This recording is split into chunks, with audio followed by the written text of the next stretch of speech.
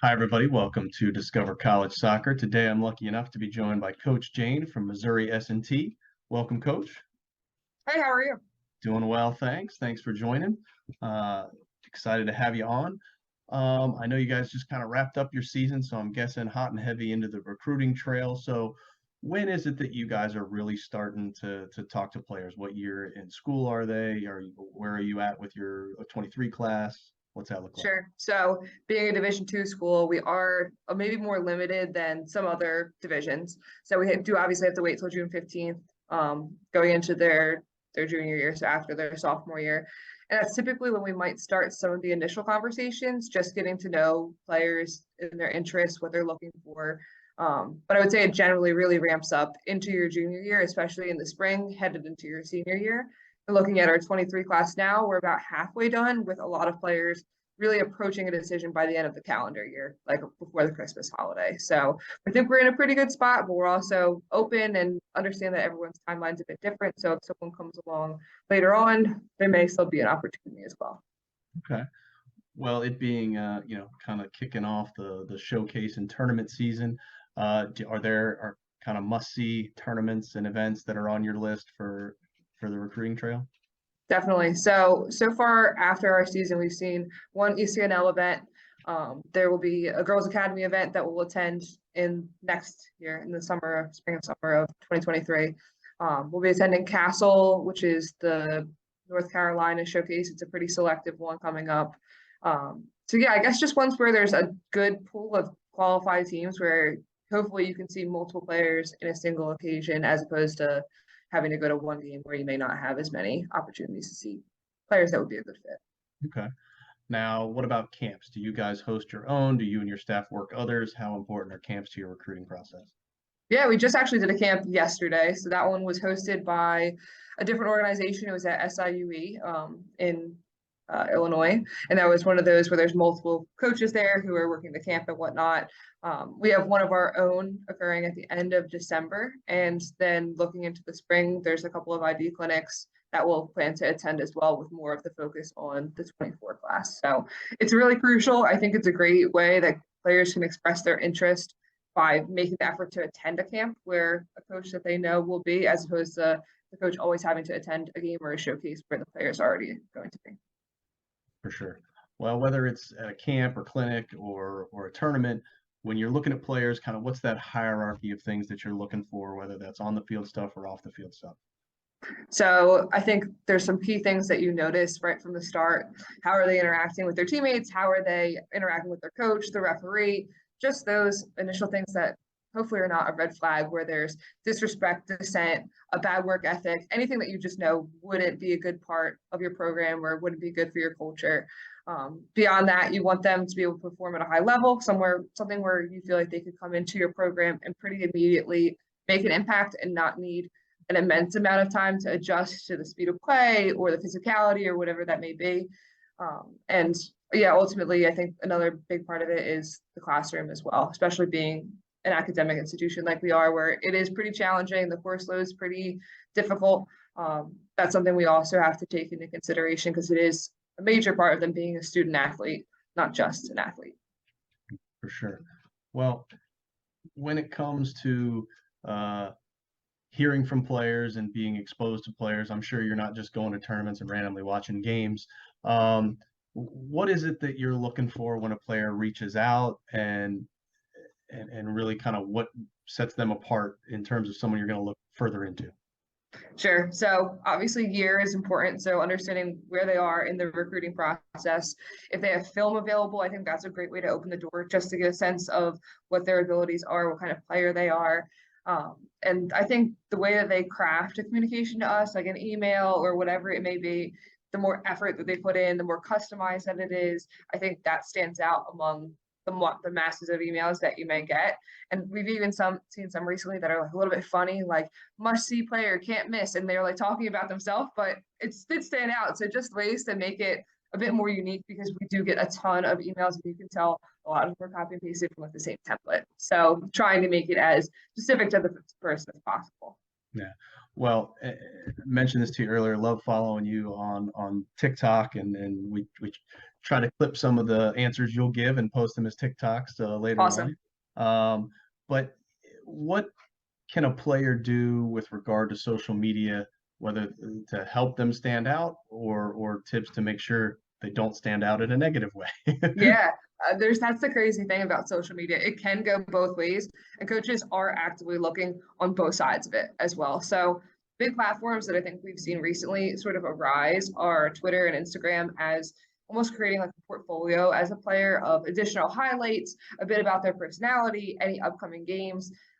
We talked about this yesterday at the camp we attended, that it can be a really good way for college coaches to start to understand who you are a bit more as a person beyond just your highlight reel. What is, your personality like? How would you fit into their team culture? What kind of person are you? What are your interests?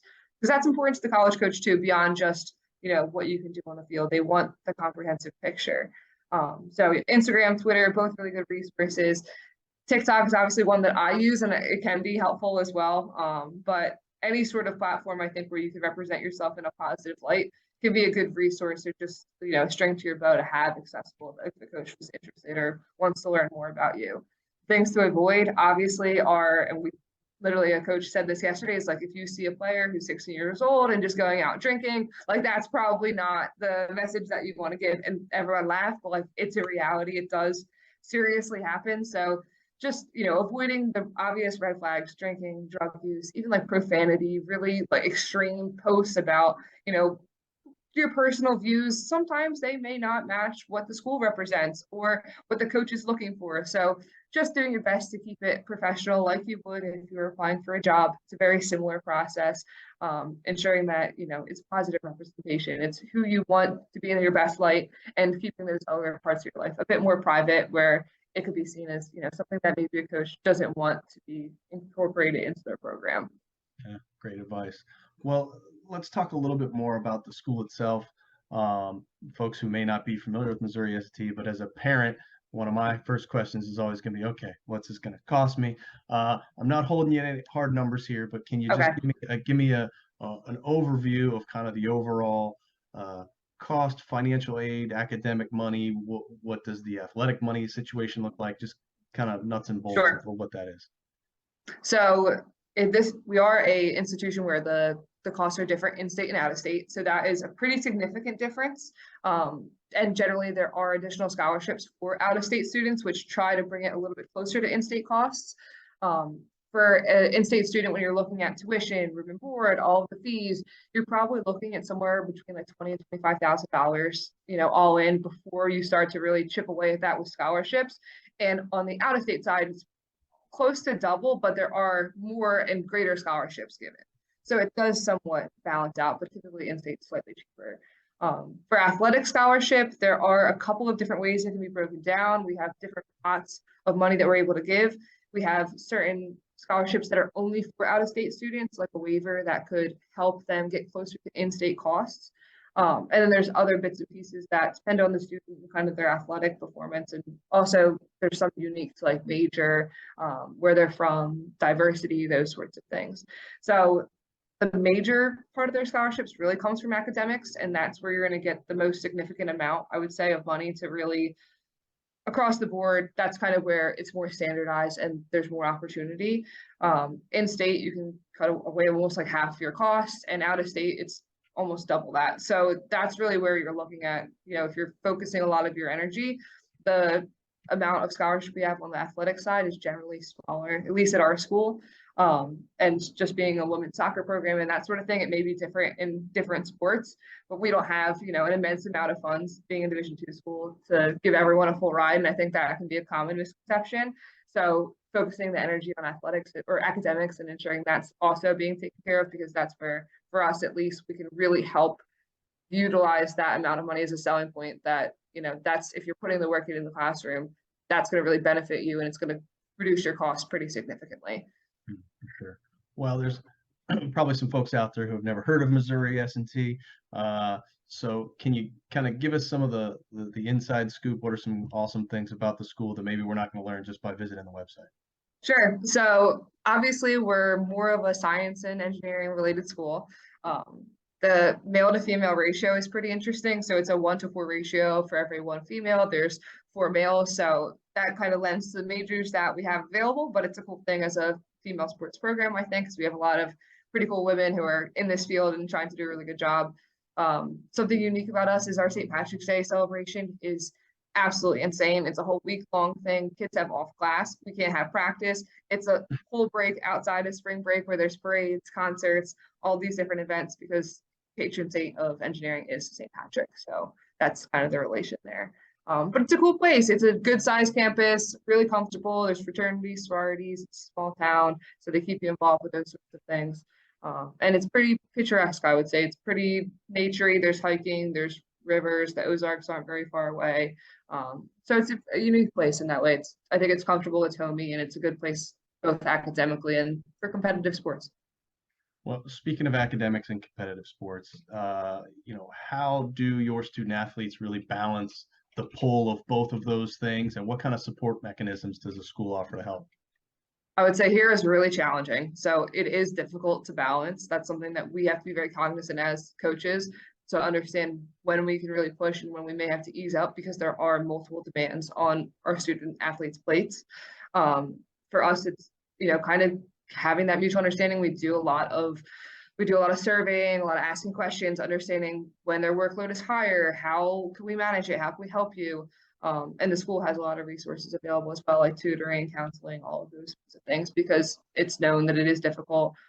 We feel sometimes our results reflect that as well, like during times when there's finals or midterms, when we have games, sometimes we don't perform as well. So we do have to really be aware of the demand and manage that as much as possible to ensure that we're still getting the most out of our athletes without making their lives more difficult or making soccer just another kind of burden or something that they don't enjoy because they have a lot going on. They have to kind of juggle and balance. Yeah. Well, can you walk me through what a typical week during the season looks like in terms of that balance? Like when are meals, classes, practice? Yeah. What's the kind of the travel scenarios, all that kind of thing? Yeah, the good thing is I think it's very routine. It's pretty set in stone, which makes it easier for, I think, even like a freshman coming in, you have a pretty set schedule. So your classes can start, anytime in the morning, and the latest will be around 6:30 p.m. that you would have a lab or something like that. And that's when we'll start practice. So our practices are pretty standard in the evening, 6:30 to 8 p.m. And it won't really have that conflict. So a normal week would look like Monday, you would typically have off. Then Tuesday, Wednesday, Thursday, we would train in the evening with your classes in the morning. We have games on Friday and Sunday. And if we're traveling, then you may be away Friday, Saturday, Sunday, if the 2 games are close by each other. And that would be maybe the biggest demand is when we're away that you still have to manage, your homework, not being in your dorm room, not being in the library, and still kind of juggling those responsibilities. But that happens maybe like twice a season. Otherwise, you're at home, you're maybe doing a light practice on Saturday, but you kind of have your weekend set aside for the games. It won't really interrupt your class schedule too severely. You won't miss too many classes, and your practices are in the evening. So the chunk of your day, the bulk of your day in the middle is for your academics and trying to balance getting your classes done, homework done, all of those sorts of things. Okay. Well, let's talk more about the team and the soccer side of things. Is there a roster size that you're trying to hit every year that's your ideal roster size? Yeah, it's actually unique here. So because of that 1-to-4 ratio, male to female, for every 1 female athlete, there has to be 4 male athletes. That's a Title IX, like equality thing based on our ratio. So we actually have to have a pretty small roster where I think other programs are trying to build really not big rosters, but larger rosters. We have to keep it to around 26. That's the target that we're asked to hit. Previously, we had a larger roster, and now we're trying to narrow it down and whittle down to that number. So we'll probably be around 28 next season and 26 the following. And once we get there, it'll be pretty steady at 26, which I like. It's not bad. Once you get to a point where those 26 players are contributing and they're strong impact players, it's better to have sometimes less. It makes it a little bit easier when you're traveling, when you're doing all these sorts of events. There's less players being left home, more players are getting playing time and being involved. So once we get to that point, I think it'll be a nice thing. It's just a bit of a transition, trying to start to reduce as big classes graduate out. We're bringing in less, and that can be a little bit tricky, but it's just something we have to navigate. Yeah. Okay. Well, what about staff? How many staff do you have? What role do they play and everything? That's the tricky one here. So I'm obviously the head coach. My husband's the assistant, but he is a volunteer assistant. So that is a blessing that I have that, not every coach here has the opportunity for. Not having an assistant, I think, is really difficult just because there's 30 players and there's one of me. It's really difficult as one person to meet everyone's needs. It's also maybe not advantageous when you're talking about, like, I don't know, playing style, just discussions during the game, discussions during practice. I think having multiple perspectives brings the best out of everyone. So for us, I think that's a big benefit that we do have, an assistant who's super dedicated and committed. I'd love to have a goalkeeper coach. That's one thing that I think we're still missing. And we're trying to pick it up to the best of our ability, but we're not goalkeepers. So I just have a level of respect for goalkeeping coaches because I think they have a whole understanding and knowledge that field players really never get a taste of. But it's a little bit different in reverse. As a goalkeeper, you can still, I think, coach field players pretty well and easily. So that's one thing I think if I had an ask that would make, the coaching staff a bit more comprehensive, that would be the biggest thing. I think that's a good point. I think you see a lot of ex-goalkeepers as coaches for a lot of reasons.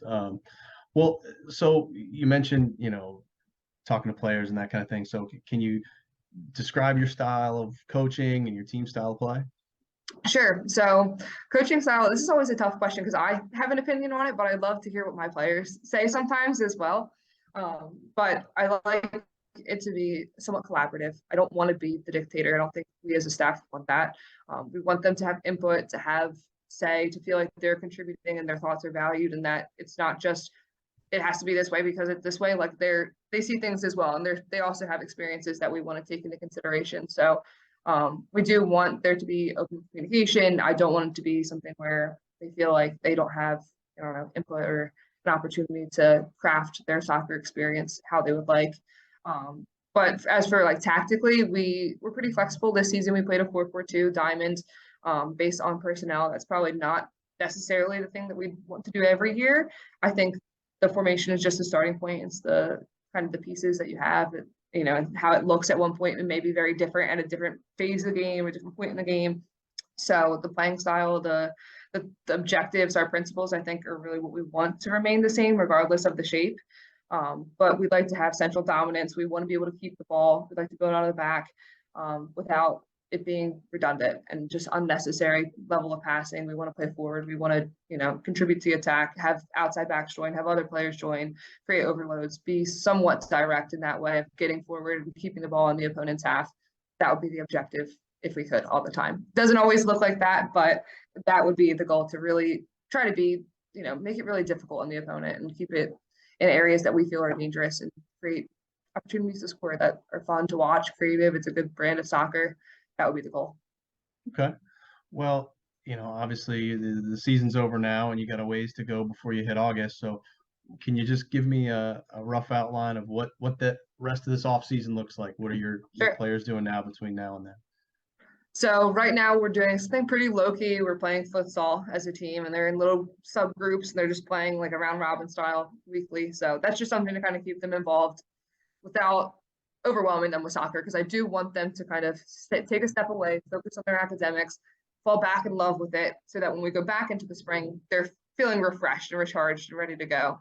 So come January, we'll have a real focus on like strength and conditioning. They'll be doing that 3 times a week, and then we'll have 2 to 3 practices with a ball that'll be like an hour long, somewhat skills based, a bit more technical, less team focused, less tactical, because we don't have any games until around the April timeframe. So once we get to March, we'll rev up to 4 practices a week, start to get in bigger environments. Right now we have an indoor space that we can use, the indoor turf that's pretty small.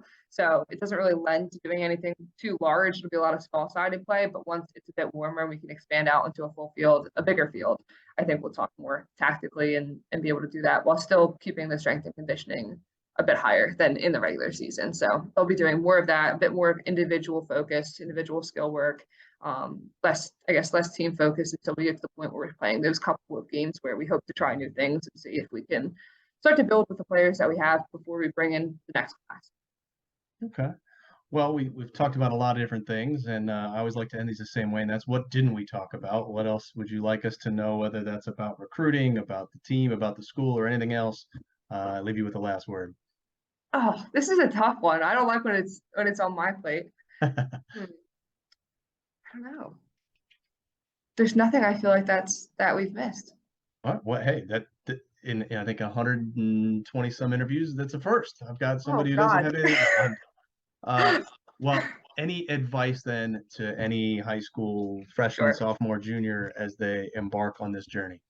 Yeah, so I would say be proactive. That's something that I think is important. Start to create those lists of schools you might be interested in early on in your high school, journey. The sooner you can get started, even just like the initial research, the easier it will be as you go forward. Take your time, go through it, take your time sending the emails, make sure you're addressing the right coach, you're sending them properly, you're doing all those things right, and be persistent. It may be more than one email before you get a response back. And if you're, let's say a freshman or sophomore, you may not get a response yet because they're unable to talk to you. So consider that as well. And that everyone's recruiting timeline is different. So if you are a senior right now and you feel like everyone else has made a commitment and you still have not, there is still a program for you. There's still an opportunity. Don't feel pressure. Don't rush into a decision. It's a really big decision. So, take the time that you need, do your best with that, and just try to find the right place as soon as you can without it being too forced or too rushed, because it's 4 years of your life that if you're not playing soccer, you should be able to enjoy as well in case you get injured or something like that. Absolutely. Well, I love that advice. Couldn't agree more. Coach, really appreciate the time. Wish you the best of luck finishing up the recruiting class and next season. And if you're in Philly for the coaches convention, please swing by, say hello. I'll be there. Well, we'll be there on Podcast Row, and I look forward to meeting you in person. Awesome. Sounds great. All right. Thanks, Coach. Thank you.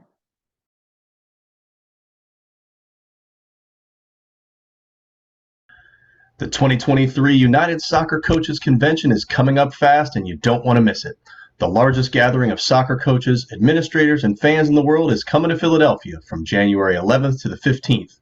Only at this convention can you attend sessions crafted with your coaching level and desired topics in mind. Presented by world-class educators, our collection of over 200 lecture sessions and field demonstrations will offer every coach something to bring back to their own training sessions. Visit www.unitedsoccercoachesconvention.org to register. Join us as we celebrate our passion for the beautiful game, and we'll see you there.